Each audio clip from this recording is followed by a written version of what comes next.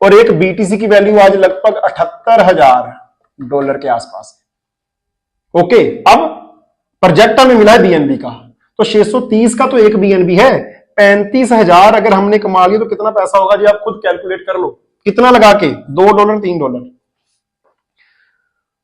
जिनको रिस्क लगता है भाई $2-3 का रिस्क, जिनको जो भी रिस्क लगता है ना, क्या करेंगे वो लगा सकते हैं ना। आज आप किसी शॉप में कुलचा खाने जाओ, कॉफी पीने जाओ, इससे ज्यादा पैसा लग जाता है दोस्तों। बर्गर खाने जाओ, पिज्जा खाने जाओ, इससे ज्यादा पैसा लगता है। और आपको इतना ही पैसा लगाकर इतनी बड़ी अमाउंट जहां पर इकट्ठी करने का मौका मिल गया, तो क्या इस अपॉर्चुनिटी को देखना चाहिए, समझना चाहिए? क्यों नहीं समझना चाहिए, क्यों नहीं करना चाहिए? पहले क्वेश्चन क्या था कि हमें क्यों करना चाहिए, अभी क्वेश्चन क्या आ गया, हमें क्यों नहीं करना चाहिए? बताओ क्यों नहीं करना चाहिए? ठीक है, इसका आंसर दे देना मेरे को। अब जहां पर चलो ये सारी चीजें आ गई, डिस्कस होगी। अभी बीएनबी इतना लगाने से इतने तो मिल जाएंगे, लेकिन आखिर जो बीएनबी है क्या, ये समझ नहीं आ रही। तो अभी मैं आपको बताता हूं, क्रिप्टो की दुनिया में तीसरा सबसे बड़ा जो कॉइन है वो है बीएनबी। जैसे मैंने आपको बताया, बीएनबी,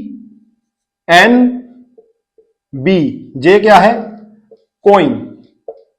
अब इसको मैं कॉइन क्यों बोल रहा हूं, है तो ये एक टोकन। क्रिप्टो के अंदर जो भी चीज होती है वो टोकन होती है, लेकिन जिन टोकन्स की अपनी ब्लॉकचेन होती है उनको बोलते हैं कॉइन।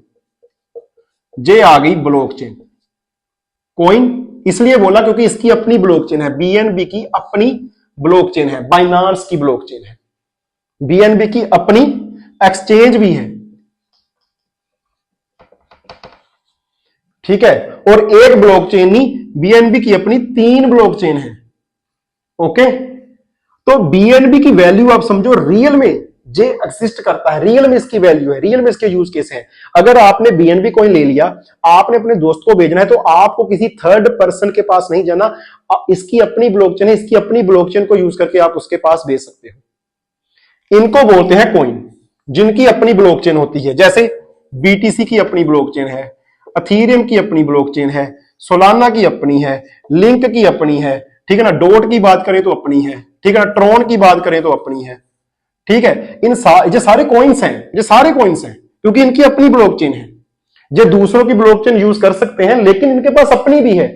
ओके, तो पैसा वहां से जनरेट करते हैं, और जिनके पास पैसा जनरेट करने की पावर है ना, वो कॉइन मार्केट में कभी क्रैश नहीं करते।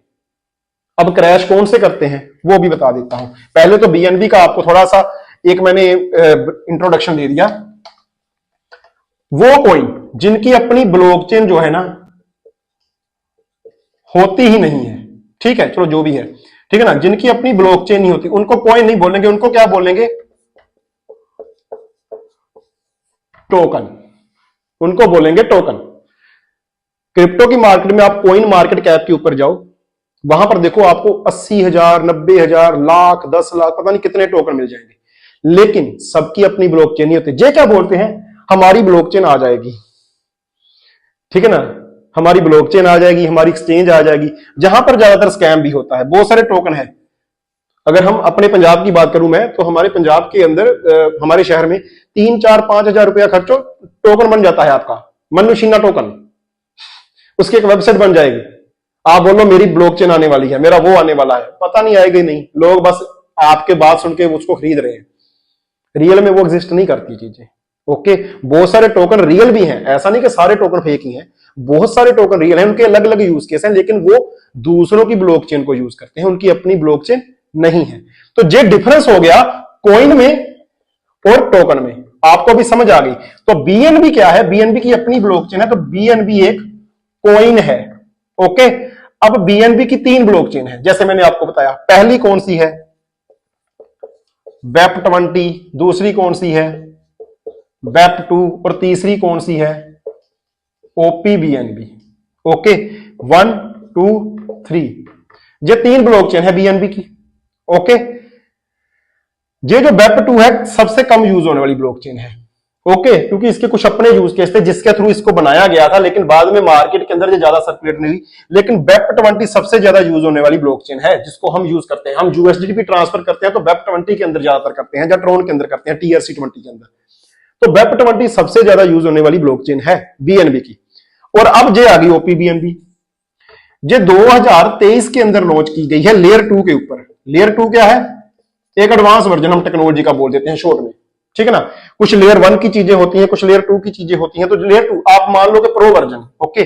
तो ओपीबीएनबी जो है वो लेयर 2 के ऊपर काम करता है और 2023 में आया है, लेटेस्ट चीज है, टेक्नोलॉजी लेटेस्ट है इसके अंदर। तो दोनों ब्लॉकचेन के साथ कंपेयर करें तो इसके कुछ फीचर्स भी हैं, इसके कुछ बेनिफिट भी हैं। वो क्या है? तो पहले वो भी जान लेते हैं कि जहां पर राइट बीएनबी ओपीबीएनबी के अंदर काम करता है। अभी आपको ये तो समझ आ गया कि बीएनबी कॉइन है, आपको जो भी पैसा डालना है या निकालना है वो बीएनबी के अंदर ही निकालना है, वो कॉइन है। और बीएनबी के अंदर जो नेटवर्क यूज होता है, जहां जिसको मैं ब्लॉकचेन बोल रहा हूं, वो कौन सी है? ओपीबीएनबी। ये तो हो गया ओपीबीएनबी। अब ये जो सिस्टम हम कर रहे हैं, 12 लेवल का प्लान है, डिसेंट्रलाइज है, इसका एक स्मार्ट कॉन्ट्रैक्ट है, उस प्रोजेक्ट का, उस प्लेटफॉर्म का नाम क्या है? Ride BNB. जे क्या है? जे क्या है?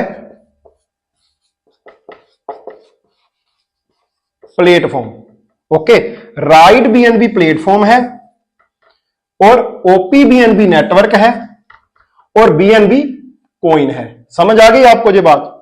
ये पूरी स्ट्रक्चर आपको समझ आ गई जो मैं आपको बताना चाहता हूं, ओके। अभी क्लियर हो गया हम कर क्या रहे हैं? बहुत सारे दोस्त क्या कर रहे हैं, वो कॉइन की जगह पर क्या डाल रहे हैं?